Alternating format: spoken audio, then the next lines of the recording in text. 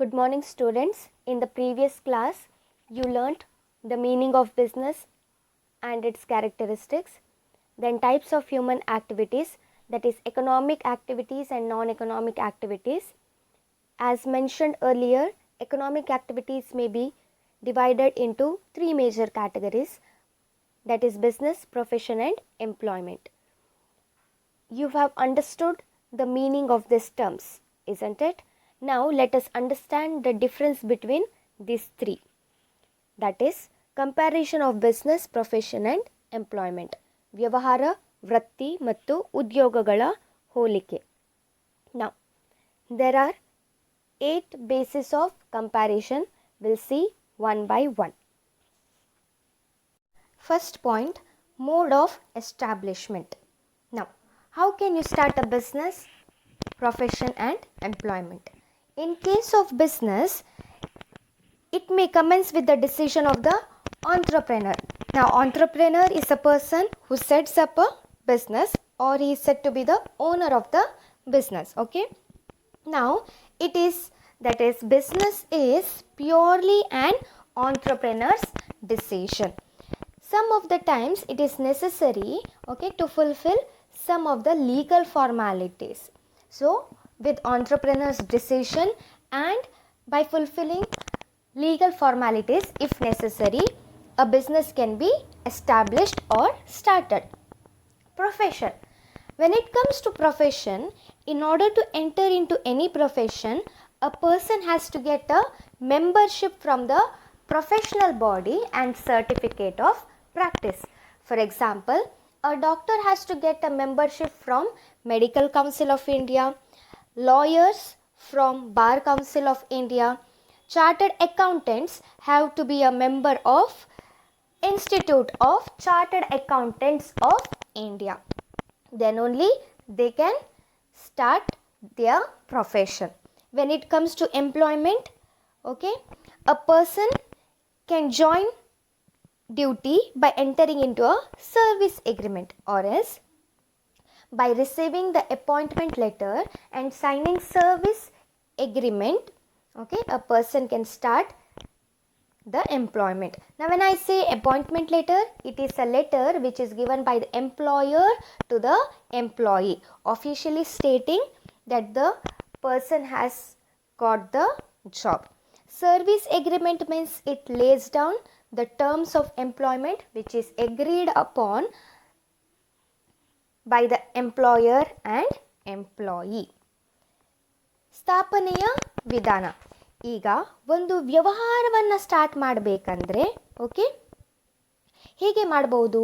ಇಲ್ಲಿ entrepreneurs decision ಮೇಲೆ depend ಆಗಿ ಒಂದು ಬಿಸ್ನೆಸ್ಸನ್ನು ಸ್ಟಾರ್ಟ್ ಮಾಡಬಹುದಾಗಿದೆ. ಅಂದರೆ ಉದ್ದಿಮೆದಾರನ ನಿರ್ಧಾರ ಮತ್ತು ಅವಶ್ಯಕತೆ ಇದ್ದರೆ ಅಥವಾ ಅಗತ್ಯವಿದ್ದರೆ ಕೆಲವೊಂದು ಕಾನೂನು ಕ್ರಮಗಳ ಮೂಲಕ ಏನು ಮಾಡಬಹುದಾಗಿದೆ? ವ್ಯವಹಾರವನ್ನು ಸ್ಟಾರ್ಟ್ ಮಾಡಬಹುದಾಗಿದೆ. ಇದು ಪ್ಯೂರ್ಲಿ ಯಾರ್ದು ಡಿಸಿಷನ್ ಆಗಿರ್ತದೆ? ಆಂಟ್ರಪ್ರಿನರ್ಸ್ ಅಂದರೆ ಓನರ್ಸ್ ಡಿಸಿಷನ್ ಆಗಿರುತ್ತೆ. ವೃತ್ತಿ. ಈಗ ವೃತ್ತಿಯನ್ನು ಸ್ಟಾರ್ಟ್ ಮಾಡಬೇಕು ಅಂದರೆ ವೃತ್ತಿಪರ ಸಂಸ್ಥೆಯ ಮೆಂಬರ್ ಆಗಿರಬೇಕು. ಕ್ಲಿಯರ್? ಅಥವಾ ವೃತ್ತಿಪರ ಸಂಸ್ಥೆಯಿಂದ ಮೆಂಬರ್ಶಿಪ್ಪನ್ನು ಪಡೆದು ಮತ್ತು ವೃತ್ತಿ ಆಚರಣೆಯ ಪ್ರಮಾಣ ಪತ್ರ ಪಡೆಯುವುದರ ಮೂಲಕ ಏನು ಮಾಡಬಹುದಾಗಿದೆ? ವೃತ್ತಿಯನ್ನು ಸ್ಟಾರ್ಟ್ ಮಾಡಬಹುದಾಗಿದೆ. ಉದ್ಯೋಗ. ಎಂಪ್ಲಾಯ್ಮೆಂಟ್. ನೇಮಕಾತಿ ಪತ್ರ ಮತ್ತು ಸೇವಾ ಒಪ್ಪಂದದ ಮುಖಾಂತರ. ಅಂದರೆ ನೇಮಕಾತಿ ಪತ್ರ ಅಂದರೆ ಅಪಾಯಿಂಟ್ಮೆಂಟ್ ಲೆಟರ್. ಅಪಾಯಿಂಟ್ಮೆಂಟ್ ಲೆಟರನ್ನು ಪಡೆದು, ದಟ್ ಈಸ್ ಇಲ್ಲಿ ಎಂಪ್ಲಾಯರ್ ಎಂಪ್ಲಾಯಿಗೆ ಅಪಾಯಿಂಟ್ಮೆಂಟ್ ಲೆಟರನ್ನು ಕೊಡ್ತಾನೆ. ಆ ಅಪಾಯಿಂಟ್ಮೆಂಟ್ ಲೆಟರಲ್ಲಿ ಏನಾಗಿರುತ್ತೆ? ಅದರಲ್ಲಿ ಆಫಿಷಿಯಲಿ ಏನಂತ ಇರುತ್ತೆ? ಒಬ್ಬ ವ್ಯಕ್ತಿ ಒಂದು ಜಾಬಿಗೆ ಸಿಲೆಕ್ಟ್ ಆಗಿದ್ದಾನೆ ಅಥವಾ ಅವನಿಗೆ ಜಾಬ್ ಸಿಕ್ಕಿದೆ ಅಂತ ಅಪಾಯಿಂಟ್ಮೆಂಟ್ ಲೆಟರಲ್ಲಿ ಅಫಿಷಿಯಲ್ ಆಗಿ ಹೇಳ್ತಾರೆ, ಇಸಂಟ್ ಇಟ್? ಸೊ ಅಪಾಯಿಂಟ್ಮೆಂಟ್ ಲೆಟರನ್ನು ರಿಸೀವ್ ಮಾಡುವುದರ ಮೂಲಕ ಮತ್ತು ಸೇವಾ ಒಪ್ಪಂದದ ಮುಖಾಂತರ ಏನು ಮಾಡ್ಬೋದು? ಉದ್ಯೋಗವನ್ನು ಸ್ಟಾರ್ಟ್ ಮಾಡ್ಬೋದು. Second point, nature of work. Here in business it includes production, purchase and sale or exchange of goods and services. That is nothing but provision of goods and services to the public.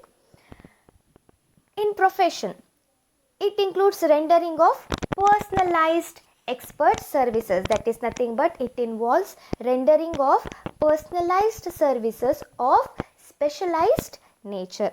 When it comes to employment, here it involves performing the work as per assigned or given by the employer. That is nothing but performing work as per the service contract or as per the rules of the service. ಕಾರ್ಯ ಸ್ವರೂಪ. ವ್ಯವಹಾರವು ಉತ್ಪಾದನೆ, ಖರೀದಿ ಮತ್ತು ಮಾರಾಟ ಅಥವಾ ಸರಕು ಮತ್ತು ಸೇವೆಗಳ ವಿನಿಮಯವನ್ನು ಒಳಗೊಂಡಿರುತ್ತದೆ. ಇದು ನಿಮಗೆ ಗೊತ್ತಿದೆ. ಇಲ್ಲೇನಾಗುತ್ತೆ, ಸಾರ್ವಜನಿಕರಿಗೆ ಸರಕು ಮತ್ತು ಸೇವೆಗಳನ್ನು ಒದಗಿಸುವುದು ಒಳಗೊಂಡಿರುತ್ತದೆ. ವೃತ್ತಿ, ಇಲ್ಲಿ ವ್ಯಕ್ತಿಗತ ಹಾಗೂ ಪರಿಣತಿಯಿಂದ ಕೂಡಿದ ಸೇವೆಗಳನ್ನು ಸಲ್ಲಿಸುವುದಾಗಿದೆ. ಉದ್ಯೋಗ, ಉದ್ಯೋಗದಾತರಿಂದ ನಿಯೋಜಿಸಲಾದ ಕೆಲಸವನ್ನು ನಿರ್ವಹಿಸುವುದನ್ನು ಇದು ಒಳಗೊಂಡಿರುತ್ತದೆ. ಅಂದರೆ ಸೇವಾ ಒಪ್ಪಂದ ಅಥವಾ ಸೇವಾ ನಿಯಮಗಳನುಸಾರ ಇಲ್ಲೇನು ಮಾಡ್ತಾರೆ, ಎಂಪ್ಲಾಯೀಸ್ ತನ್ನ ಕಾರ್ಯವನ್ನು ನಿರ್ವಹಿಸುತ್ತಾರೆ. Third one, qualification. In case of business, no minimum qualification is necessary before starting a business. A person has to have an idea about what is business and how to start a business and run its activities. ಅಷ್ಟು ಗೊತ್ತಿದ್ರೆ ಸಾಕು. Okay. Then when it comes to profession, prescribed and professional qualification and training is required. That is, the qualification, expertise and training in the specific field which is prescribed by the professional body is must. Clear? When it comes to employment, the qualification depends upon the nature of the job. Okay, your qualification and the training is prescribed by the employer. So, ಅರ್ಹತೆ. Okay, ಈಗ ಒಂದು ವ್ಯವಹಾರವನ್ನು ಪ್ರಾರಂಭಿಸಬೇಕೆಂದರೆ ಯಾವುದೇ qualification ಅಂದರೆ ಕನಿಷ್ಠ ಅರ್ಹತೆಯ ಅಗತ್ಯವಿಲ್ಲ. Clear? ಇಲ್ಲಿ ಅವರಿಗೆ ವ್ಯವಹಾರದ ಬಗ್ಗೆ ನಾಲೆಜ್ ಇದ್ದರೆ ಸಾಕು. ಅವ್ರೇನು ಮಾಡ್ಬೋದು, ತನ್ನದೇ ಆದ ಒಂದು ವ್ಯವಹಾರವನ್ನು ಸ್ಟಾರ್ಟ್ ಮಾಡ್ಬೋದಾಗಿದೆ. ಬಟ್ ವೃತ್ತಿ, ಇಲ್ಲಿ ಸಂಬಂಧಿಸಿದ ಕ್ಷೇತ್ರದಲ್ಲಿ ವೃತ್ತಿ ಸಂಸ್ಥೆ ನಿಗದಿಪಡಿಸಿದ ಕ್ವಾಲಿಫಿಕೇಷನ್, ವಿದ್ಯಾ ಅರ್ಹತೆ, ಪರಿಣತಿ ಹಾಗೂ ತರಬೇತಿಯ ಅವಶ್ಯಕತೆ ಇದೆ. ಅಂದರೆ ಇಲ್ಲಿ ಯಾವುದು ಕ್ವಾಲಿಫಿಕೇಷನನ್ನು ಪ್ರಿಸ್ಕ್ರೈಬ್ ಮಾಡಿರ್ತಾರೆ ವೃತ್ತಿಪರ ಸಂಸ್ಥೆಗಳು, ಅದನ್ನು ವೃತ್ತಿಪರರು ಹೊಂದಿರಬೇಕು. ಫಾರ್ ಎಕ್ಸಾಂಪಲ್ ಹೇಳುವುದಾದರೆ, ಈಗ ಡಾಕ್ಟರ್ ಆಗಬೇಕಂದ್ರೆ ಅವ್ರೇನು ಡಿಗ್ರಿಯನ್ನು ಪಡೆದುಕೊಂಡಿರಬೇಕು, MBBS ಆಗಿರ್ಬೋದು, ಅದರ ನಂತರ MD ಆಗಿರ್ಬೋದು, ಇಸಂಟ್ ಇಟ್? ಇಲ್ಲಾದರೆ ಲಾಯರ್ ಆಗಬೇಕಂದ್ರೆ they need LLB, isn't it? Degree qualification ಬೇಕಾಗುತ್ತೆ. ಸೊ ಸಂಬಂಧಿಸಿದ ಕ್ಷೇತ್ರ ಯಾವುದು ಕ್ವಾಲಿಫಿಕೇಷನನ್ನು ಪ್ರಿಸ್ಕ್ರೈಬ್ ಮಾಡ್ತಾರೆ, ಆ ಕ್ವಾಲಿಫಿಕೇಷನನ್ನು ವೃತ್ತಿಪರರು ಹೊಂದಿರಬೇಕು. ದೆನ್ ಉದ್ಯೋಗ. ನಾವು ಇನ್ ಎಂಪ್ಲಾಯ್ಮೆಂಟ್, ಓಕೆ, ಉದ್ಯೋಗದಲ್ಲಿ ಏನಾಗುತ್ತೆ, ಜಾಬ್ ಮೇಲೆ ಕ್ವಾಲಿಫಿಕೇಷನ್ ಡಿಪೆಂಡ್ ಆಗಿರುತ್ತೆ. Clear? That is nothing but ಉದ್ಯೋಗದಾತ ಅಂದರೆ ಎಂಪ್ಲಾಯರ್ ನಿಗದಿಪಡಿಸಿದ ಕ್ವಾಲಿಫಿಕೇಷನ್ ಮತ್ತು ತರಬೇತಿಯ ಅವಶ್ಯಕತೆ ಇರುತ್ತೆ. Next one, reward or return. ಈಗ ಬಿಸ್ನೆಸ್ಸಲ್ಲಿ ಯಾವ ಥರದ ರಿಟರ್ನ್ ಆರ್ ರಿವಾರ್ಡ್ ಸಿಗುತ್ತೆ? It is in the form of profit, isn't it? Business is an activity which is done with an objective of earning profit. So here the return or reward is profit. In case of profession, it is professional fees. For example, doctor gives the treatment to his patient and charge some fees, isn't it? That fee, whatever he receives, is said to be professional fees. Then when it comes to employment, a person receives salary or wages. ಪ್ರತಿಫಲ, ವ್ಯವಹಾರದ ಪ್ರತಿಫಲ ಏನಾಗಿದೆ? ಲಾಭ. Okay, ಲಾಭಗಳಿಗೆ ಏನಾಗಿದೆ? ವ್ಯವಹಾರದಿಂದ ಬರುವ ಪ್ರತಿಫಲವಾಗಿದೆ. ವೃತ್ತಿ, ವೃತ್ತಿಯಲ್ಲಿ ವೃತ್ತಿ ಸೇವಾ ಶುಲ್ಕ ಪ್ರತಿಫಲವಾಗಿದೆ. ಮತ್ತು ಉದ್ಯೋಗದಲ್ಲಿ ಸಂಬಳ ಅಥವಾ ಕೂಲಿ, that is salary or wages ಏನಾಗಿದೆ? ಪ್ರತಿಫಲವಾಗಿದೆ. Then fifth one, capital investment. ನಾವು In business, capital investment is required as per the size of the business and its nature. That is nothing but here capital requirement depends upon the scale of the business. For example, if it is a small scale business, then they require less capital investment. If it is a large scale business, then they require more capital investment. When it comes to profession, limited capital investment is enough. Okay, that is limited capital investment is required. For example, if a doctor wants to open a clinic, okay, he has to invest certain amount of capital, so has to open his clinic, isn't it? So when compared to the business, the capital investment in profession is less. Then when it comes to employment, no capital investment is required. Why? Because employee is a person who works under the employer. That is, an employee is a person who has been appointed by the employer, and therefore here no capital investment is required by the employee. ಬಂಡವಾಳ ಹೂಡಿಕೆ. ವ್ಯವಹಾರದಲ್ಲಿ ಬಂಡವಾಳದ ಹೂಡಿಕೆ ವ್ಯವಹಾರದ ಸ್ವರೂಪ ಮತ್ತು ಅದರ ಗಾತ್ರದ ಮೇಲೆ ಅವಲಂಬಿಸಿರುತ್ತದೆ. ಅಂದರೆ ವ್ಯವಹಾರದ ಗಾತ್ರ ಮತ್ತು ಸ್ವರೂಪಕ್ಕೆ ಅನುಗುಣವಾಗಿ ಬಂಡವಾಳದ ಅವಶ್ಯಕತೆ ಇರುತ್ತದೆ. ವೃತ್ತಿ ಸ್ಥಾಪನೆಗೆ ಕನಿಷ್ಠ ಪ್ರಮಾಣದಲ್ಲಿ ಬಂಡವಾಳದ ಅವಶ್ಯಕತೆ ಇದೆ. ಓಕೆ, ಈಗ ಒಂದು ವೃತ್ತಿಯನ್ನು ಸ್ಟಾರ್ಟ್ ಮಾಡಬೇಕಂದ್ರೆ, ಪ್ರೊಫೆಷನನ್ನು ಸ್ಟಾರ್ಟ್ ಮಾಡಬೇಕಂದ್ರೆ ಬಿಸ್ನೆಸ್ಸಿಗೆ ಕಂಪೇರ್ ಮಾಡಿದರೆ ಇಲ್ಲಿ ಏನಿರುತ್ತೆ, ಕ್ಯಾಪಿಟಲ್ ಇನ್ವೆಸ್ಟ್ಮೆಂಟ್ ಕಡಿಮೆ ಪ್ರಮಾಣದಲ್ಲಿ ಇರುತ್ತೆ. ಉದ್ಯೋಗ, ಇಲ್ಲಿ ಬಂಡವಾಳದ ಅವಶ್ಯಕತೆಯೇ ಇಲ್ಲ. ಯಾಕೆ? ಇಲ್ಲಿ ಎಂಪ್ಲಾಯರ್ ಹೈಯರ್ ಮಾಡ್ಕೊಳ್ತಾ ಇರ್ತಾನೆ ಮತ್ತು ಎಂಪ್ಲಾಯಿ ಏನು ಮಾಡ್ತಾ ಇರ್ತಾನೆ, ಎಂಪ್ಲಾಯರ್ ಹೇಳಿದ ಪ್ರಕಾರ ತನ್ನ ಕಾರ್ಯವನ್ನು ನಿರ್ವಹಿಸ್ತಾ ಇರ್ತಾನೆ. ಅದಕ್ಕಾಗಿ ಇಲ್ಲಿ ಯಾವುದೇ ಥರದ ಬಂಡವಾಳದ ಅವಶ್ಯಕತೆ ಇಲ್ಲ. Next one, risk. Now, when it comes to business, you all know that you have studied under the characteristics of business, isn't it? That is, profits are uncertain and irregular in nature. Be certain about how much profit or what amount of profit you are going to earn, isn't it? So ಇಲ್ಲಿ profit uncertain ಆಗಿರುತ್ತೆ. It is uncertain and irregular in nature. That is why here risk is present. In profession, fee is generally regular and certain. Now, if a doctor treats a patient, he will charge some fees, isn't it? So this will be generally regular and certain. But sometimes there may be some risk in this also, okay, but not all the time. When it comes to employment, you know that you receive salary or wages. Now the salary or the wages will be fixed, isn't it? Every month you will be receiving a particular amount, so it is fixed and regular, and therefore there is no risk, okay, and if it is there also, it is very very less. Clear? ನಷ್ಟ ಭಯ. ಈಗ ಲಾಭ ಗಳಿಕೆ ನಿರಂತರವಾಗಿರುವುದಿಲ್ಲ. ನಿಮ್ಗೆ ಗೊತ್ತಿದ್ದ ಪ್ರಕಾರ, okay, ವ್ಯವಹಾರದಲ್ಲಿ ಲಾಭ ಏನು ಬರುತ್ತೆ, ಓಕೆ, ಏನು ಲಾಭ ಪ್ರತಿಫಲವಾಗಿ ನಮಗೆ ಸಿಗುತ್ತೆ, ಅದು ಏನಾಗಿರುವುದಿಲ್ಲ, ನಿರಂತರವಾಗಿರುವುದಿಲ್ಲ ಮತ್ತು ಅನಿಶ್ಚಿತತೆಯಿಂದ ಕೂಡಿದೆ, isn't it? It is uncertain. ಇದರಿಂದ ನಷ್ಟ ಭಯ ಇರುತ್ತದೆ. ವೃತ್ತಿ, ಇಲ್ಲಿ ಫಾರ್ ಎಕ್ಸಾಂಪಲ್ ಮೆಡಿಕಲ್ ಪ್ರೊಫೆಷನಲ್ಲಿ ಡಾಕ್ಟರ್ಸ್ ಏನು ಫೀಸನ್ನು ಚಾರ್ಜ್ ಮಾಡ್ತಾರೆ ಅಥವಾ ಶುಲ್ಕ, ಓಕೆ, ಫೀಸ್ ಏನಾಗಿರುತ್ತೆ, ನಿರಂತರವಾಗಿರುತ್ತೆ ಮತ್ತು ನಿಶ್ಚಿತವಾಗಿರುತ್ತೆ. Clear? It is certain. So ಇಲ್ಲಿ ರಿಸ್ಕ್ ಇದ್ದರೂ ಕೂಡ ಅದು ಕಡಿಮೆ ಪ್ರಮಾಣದಲ್ಲಿ ಇರುತ್ತೆ. When it comes to employment, ಉದ್ಯೋಗ ಸ್ಥಿರ ಮತ್ತು ನಿರಂತರ ವೇತನವಿರುತ್ತದೆ. You all know that salary, wages ಎಲ್ಲ ಮಂತ್ಲಿ ಸಿಗೋದು, isn't it? ಮಂತ್ಲಿ ಬೇಸಿಸ್ ಮೇಲೆ ನಮಗೆ ಸಿಗ್ತಾ ಇರುತ್ತೆ. ಸೊ ಇಲ್ಲಿ ನಷ್ಟ ಭಯ ಇರುವುದಿಲ್ಲ. ಇದ್ದರೂ ಕೂಡ ಅಲ್ಪ ಸ್ವಲ್ಪ ಪ್ರಮಾಣದಲ್ಲಿ, ತುಂಬ ಕಡಿಮೆ, ಓಕೆ, ಅತ್ಯಲ್ಪ ಪ್ರಮಾಣದಲ್ಲಿ ಇರುತ್ತೆ. 7th point, transfer of interest. Now, in case of business, a person can transfer his interest, that is, a person can transfer his business to any other person, but he should fulfill some of the legal formalities.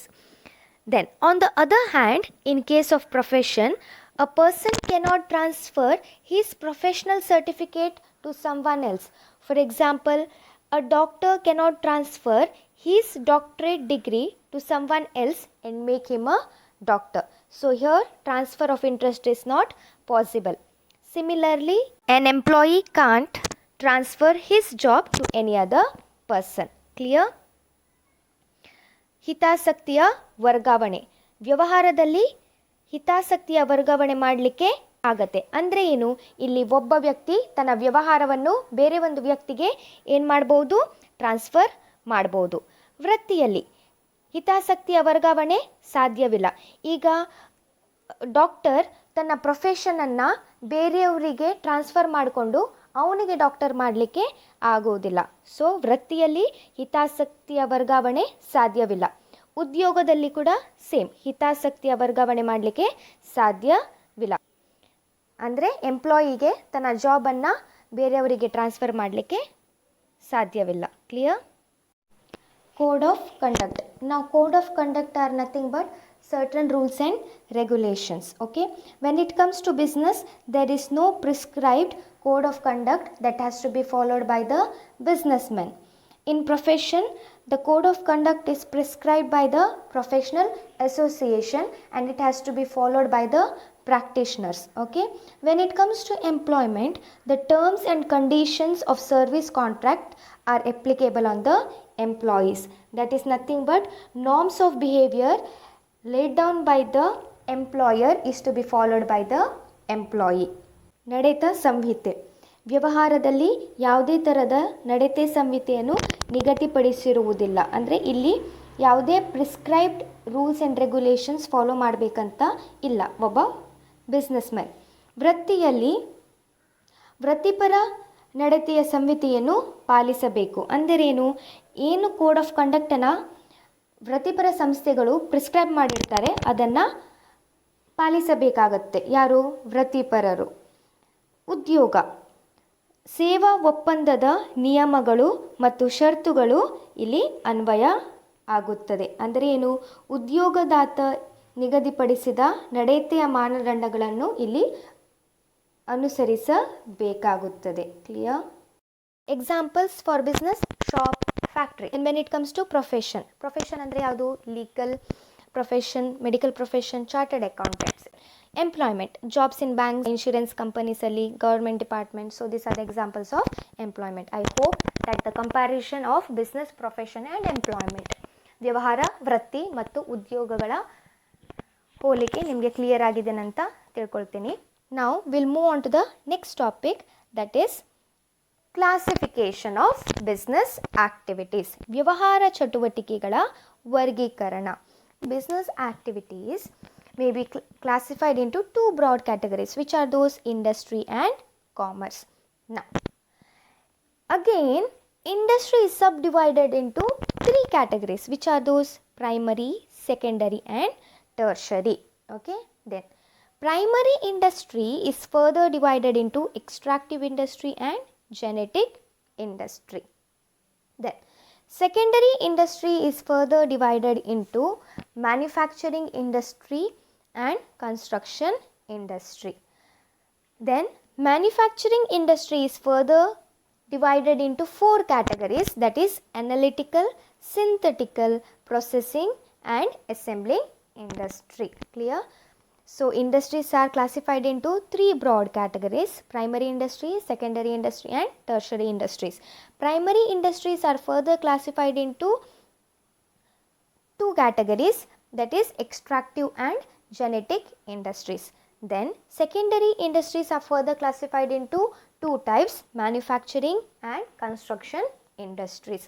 Manufacturing industry is further classified into four types: analytical, synthetical, processing and assembling industry. Clear? Now we'll move on to commerce. Now this includes two types of activities, that is trade and auxiliaries to trade. Further, the trade is classified into two broad categories, that is internal trade and external trade. Okay, then internal trade is further classified into two categories: wholesale trade and retail trade.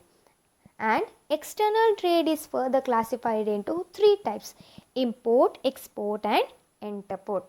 Clear? Then Auxiliaries to trade are of 5 types. Which are those?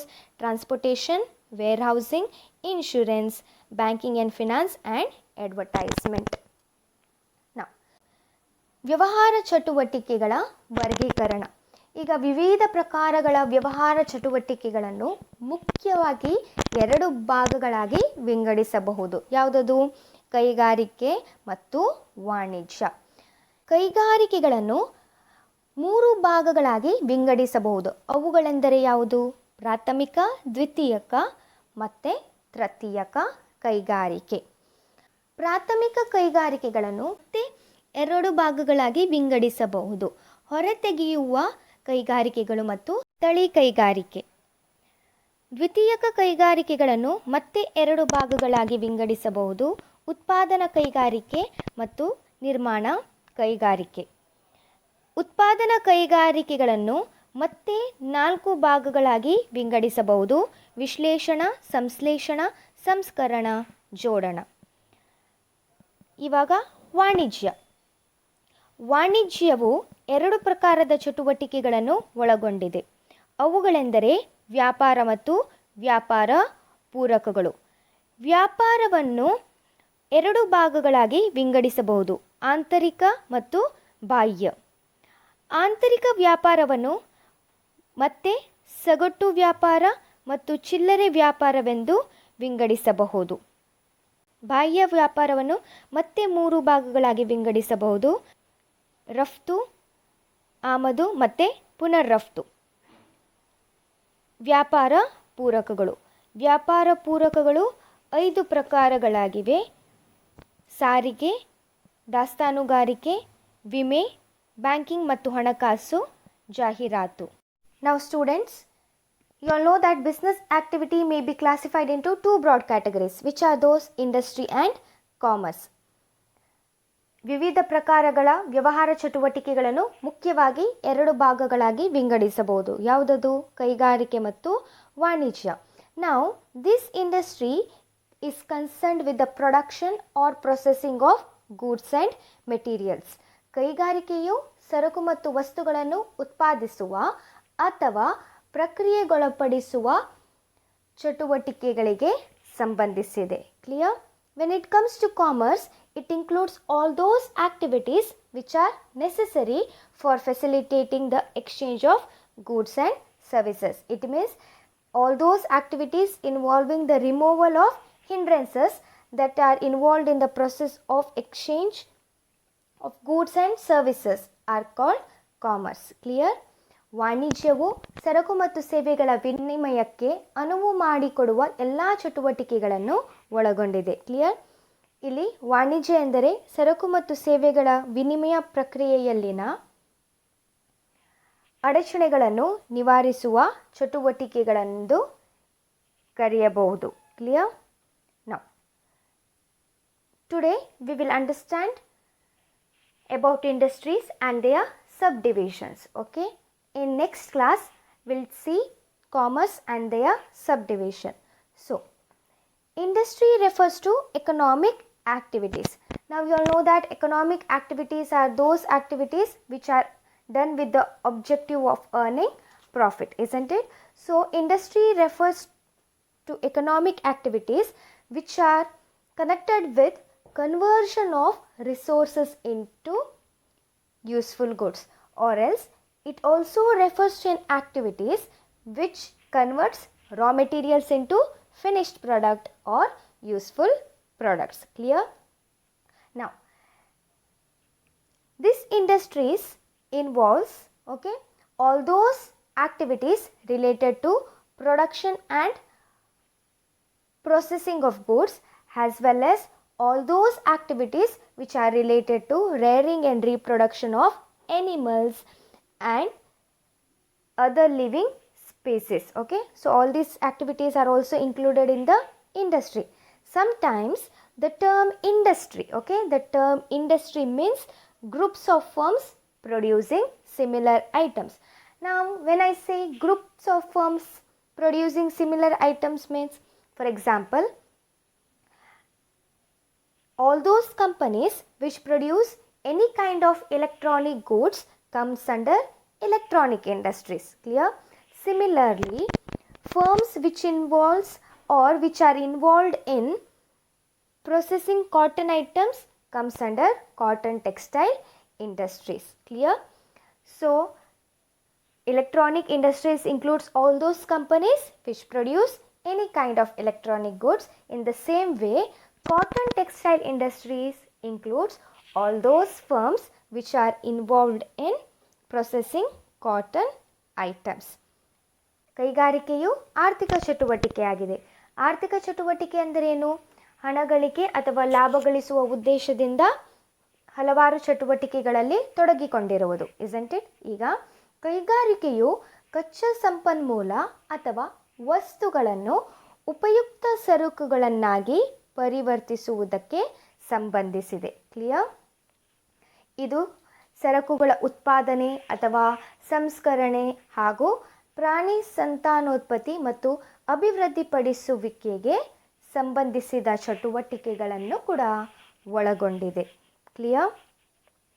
ಹಾಗೆಯೇ ಕೈಗಾರಿಕೆಯು ಎಂಬ ಪರಿಭಾಷೆಯನ್ನು ಒಂದೇ ರೀತಿಯ ಸರಕುಗಳನ್ನು ಉತ್ಪಾದಿಸುವ ಸಂಸ್ಥೆಗಳು ಅಥವಾ ಕಾರ್ಖಾನೆಗಳನ್ನು ಅರ್ಥೈಸಲು ಕೂಡ ಬಳಸಲಾಗುತ್ತದೆ. ಹೀಗೆಂದರೇನು? ಒಂದು ಉದಾಹರಣೆಯನ್ನು ಕೊಡ್ತೀನಿ. ಓಕೆ, ಈಗ ಹತ್ತಿ ಬಟ್ಟೆ ಉತ್ಪಾದಿಸುವ ಎಲ್ಲ ಘಟಕಗಳ ಸಮೂಹವು ಯಾವುದು ಕೈಗಾರಿಕೆ ಆಗಿವೆ? ಹತ್ತಿ ಬಟ್ಟೆ ಕೈಗಾರಿಕೆ ಆಗಿದೆ. Industries may be divided into 3 broad categories, namely primary industry, secondary industry and tertiary industries. Okay, ಕೈಗಾರಿಕೆಗಳನ್ನು 3 ಭಾಗಗಳಾಗಿ ವಿಂಗಡಿಸಬಹುದು. ಅವುಗಳೆಂದರೆ ಪ್ರಾಥಮಿಕ ಕೈಗಾರಿಕೆ, ದ್ವಿತೀಯಕ ಕೈಗಾರಿಕೆ ಮತ್ತು ತೃತೀಯಕ ಕೈಗಾರಿಕೆ. Now, what do you mean by primary industries? All those activities which are concerned with the extraction of natural resources and reproduction of living species is said to be primary industry. That is nothing but all those activities which are connected with the extraction and production of natural resources and reproduction and development of living organisms, plants, etc. Here mining is a good example for primary industry. Okay, and rearing of animals as well as breeding of plants also come under primary industry. Now, primary industries may be further subdivided as extractive industries and genetic industries. Now, extractive industries are those industries which extract or draw products from the natural resources. Clear? Industries are engaged in raising some wealth from soil, air, water or from beneath the surface of the earth. Is this clear?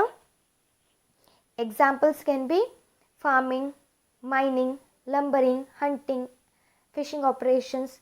Okay, all this comes under extractive industries.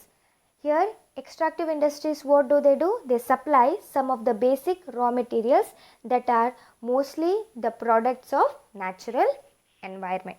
Genetic industries. So, genetic industries involves all those activities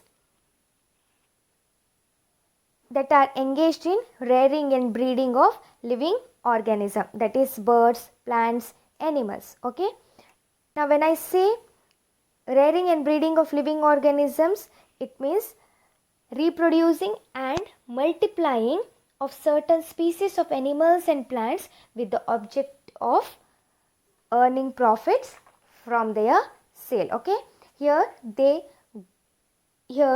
plants are grown and birds and animals are reared. Reared is nothing but breeding. Okay, and then it is sold on a profit. Example can be rearing of cattle,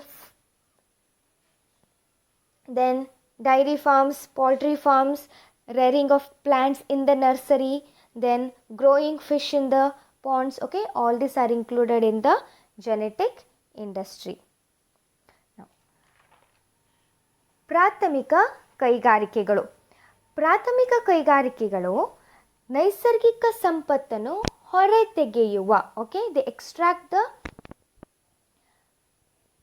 products from the natural resources, okay, that is ಪ್ರಾಥಮಿಕ ಕೈಗಾರಿಕೆಗಳು ನೈಸರ್ಗಿಕ ಸಂಪತ್ತನ್ನು ಹೊರತೆಗೆಯುವ ಹಾಗೂ ಪ್ರಾಣಿ ಮತ್ತು ಸಸ್ಯ ಸಂಪನ್ಮೂಲಗಳನ್ನು ಮರು ಉತ್ಪಾದಿಸುವ ಮತ್ತು ಅಭಿವೃದ್ಧಿಪಡಿಸುವ ಚಟುವಟಿಕೆಗಳನ್ನು ಒಳಗೊಂಡಿವೆ. ಕ್ಲಿಯರ್?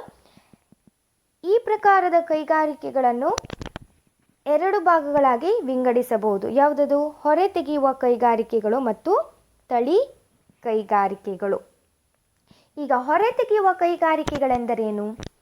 ಈ ಕೈಗಾರಿಕೆಗಳು ನೈಸರ್ಗಿಕ ಮೂಲಗಳಿಂದ ವಸ್ತುಗಳನ್ನು ಹೊರತೆಗೆಯುವ ಚಟುವಟಿಕೆಗಳಿಗೆ ಸಂಬಂಧಿಸಿದೆ. ಈ ಕೈಗಾರಿಕೆಗಳಿಂದ ದೊರೆಯುವ ಉತ್ಪನ್ನಗಳನ್ನು ಉತ್ಪಾದನಾ ಕೈಗಾರಿಕೆಗಳಲ್ಲಿ ಅನೇಕ ಬಳಯೋಗ ಉಪಯುಕ್ತ ಸರಕುಗಳನ್ನಾಗಿ ಪರಿವರ್ತಿಸಲಾಗುತ್ತದೆ. ಕ್ಲಿಯರ್? ನಾವು ವ್ಯವಸಾಯ, ಗಣಿಗಾರಿಕೆ, ಬೇಟೆಗಾರಿಕೆ, ಮೀನುಗಾರಿಕೆ ಇತ್ಯಾದಿ ಪ್ರಮುಖವಾದ ಹೊರತೆಗೆಯುವ ಕೈಗಾರಿಕೆಗಳಾಗಿವೆ. ತಳಿ ಕೈಗಾರಿಕೆಗಳು ಇಲ್ಲಿ ಮರು ಉತ್ಪಾದನೆ ಅಥವಾ ಅಭಿವೃದ್ಧಿಗೊಳಿಸುವ ಉದ್ದೇಶದಿಂದ ಸಸ್ಯ ಸಂರಕ್ಷಣೆ ಮತ್ತು ಪ್ರಾಣಿಗಳ ಸಾಕಾಣಿಕೆಯನ್ನು ಮಾಡುತ್ತಾರೆ. ಕ್ಲಿಯರ್? ಎಕ್ಸಾಂಪಲ್, ಬೀಜ ಮತ್ತು ಸಸ್ಯ ತಳಿಗಳನ್ನು ಅಭಿವೃದ್ಧಿಪಡಿಸುವ ಸಸ್ಯ ನರ್ಸರಿಗಳು ಏನಾಗಿವೆ? ಇದಕ್ಕೆ ಉದಾಹರಣೆ ಆಗಿವೆ. ಜೊತೆಗೆ ಪಶುಪಾಲನೆ, ಕೋಳಿ ಸಾಕಾಣಿಕೆ, ಮೀನು ಸಾಕಾಣಿಕೆ ಕೇಂದ್ರಗಳು ಕೂಡ ತಳಿ ಕೈಗಾರಿಕೆಗಳಿಗೆ ವರ್ಗೀಕರಣದಡಿಯಲ್ಲಿ ಬರುತ್ತವೆ. ಕ್ಲಿಯರ್?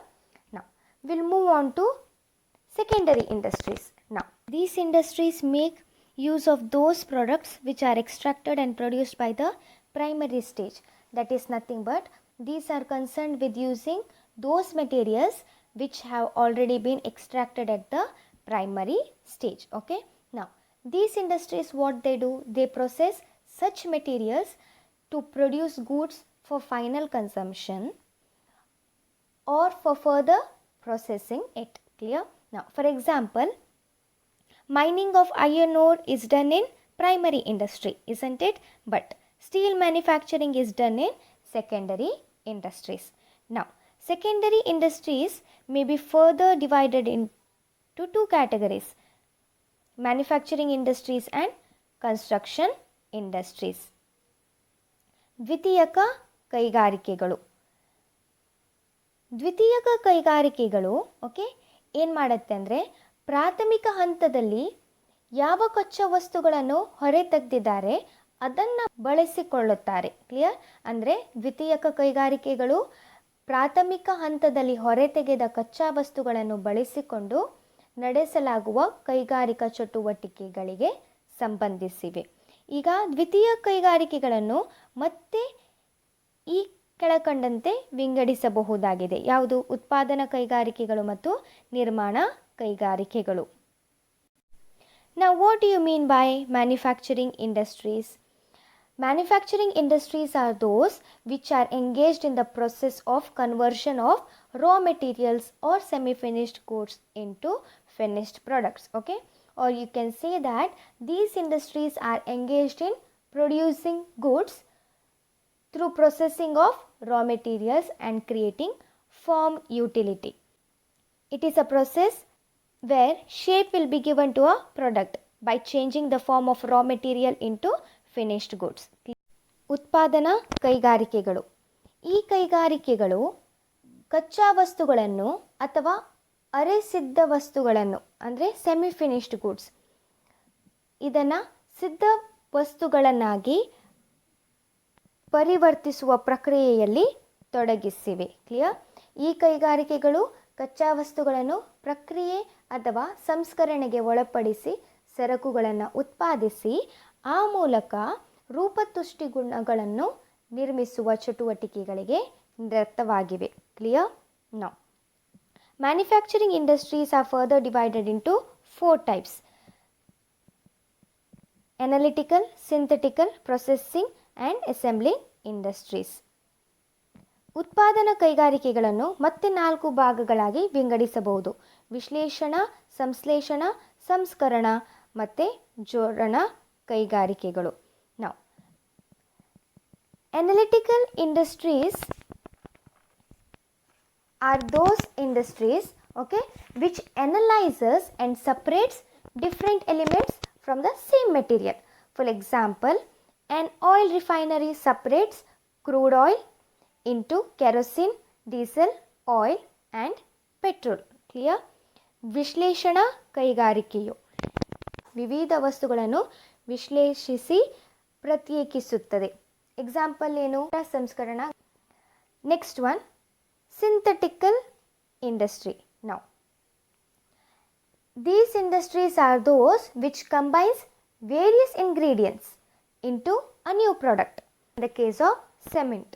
ಸಂಶ್ಲೇಷಣಾ ಕೈಗಾರಿಕೆಯು ಇಲ್ಲಿ ಹಲವಾರು ಕಚ್ಚಾ ವಸ್ತುಗಳನ್ನು ಸಂಯೋಜಿಸಿ ಏನು ಮಾಡ್ತಾರೆ? ಒಂದು ಹೊಸ ವಸ್ತುವನ್ನು ಉತ್ಪಾದಿಸುತ್ತಾರೆ. ಫಾರ್ ಎಕ್ಸಾಂಪಲ್ ಸಿಮೆಂಟ್ ಉತ್ಪಾದನೆ. Processing industries. So, processing industries involves successive stages for manufacturing finished products. That is nothing but here a product passes through various processes to become a final product. For example, sugar industries and paper industry.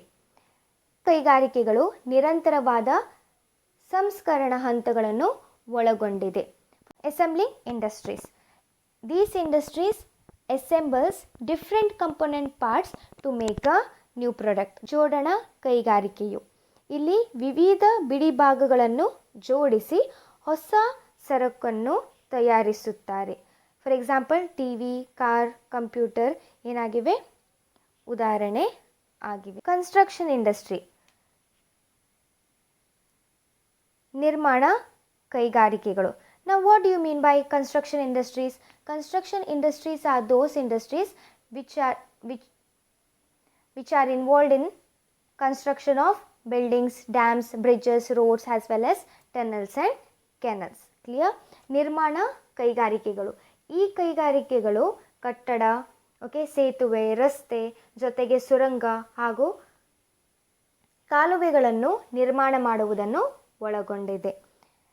Now, the last type of industry is tertiary industry. ತೃತೀಯಕ ಕೈಗಾರಿಕೆಗಳು.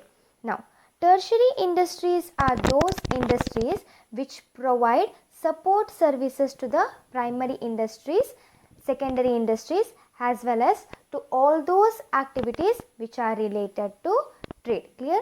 Now, these industries provide which type of facilities? Service facilities. Now, the service facilities may include transport, banking, insurance, warehousing, communication, packaging and advertising. Okay, ತೃತೀಯಕ ಕೈಗಾರಿಕೆಗಳು ಏನು ಮಾಡುತ್ತೆ? ಪ್ರಾಥಮಿಕ ಮತ್ತು ದ್ವಿತೀಯಕ ಕೈಗಾರಿಕೆಗಳಿಗೆ ಹಾಗೆಯೇ ವ್ಯಾಪಾರಕ್ಕೆ ಸಂಬಂಧಿಸಿದ ಚಟುವಟಿಕೆಗಳಿಗೆ ಬೆಂಬಲವನ್ನು ನೀಡುವುದರ ಮೂಲಕ ಸೇವೆಯನ್ನು ಒದಗಿಸುತ್ತದೆ. ಕ್ಲಿಯರ್? ಫಾರ್ ಎಕ್ಸಾಂಪಲ್ ಸಾರಿಗೆ, ಬ್ಯಾಂಕಿಂಗ್, ವಿಮೆ, ದಾಸ್ತಾನುಗಾರಿಕೆ, ಸಂವಹನ, ಪೊಟ್ಟಣ ಕಟ್ಟುವಿಕೆ ಮತ್ತು ಜಾಹೀರಾತು ಚಟುವಟಿಕೆಗಳು ಏನಾಗಿವೆ? ತೃತೀಯ ಕೈಗಾರಿಕೆಗಳ ಭಾಗಗಳಾಗಿವೆ. So this is about industry. Let me just highlight what we have learned today. So we have learned the comparison of business, profession and employment. ವ್ಯವಹಾರ, ವೃತ್ತಿ ಮತ್ತು ಉದ್ಯೋಗಗಳ ಹೋಲಿಕೆ, isn't it? Then we have seen classification of business activities. So they are broadly classified into industry and commerce. In today's class we have understood the classification of industries, isn't it? In the next class we will take up one more classification of business activities, that is commerce and its subcategories. Clear? Thank you.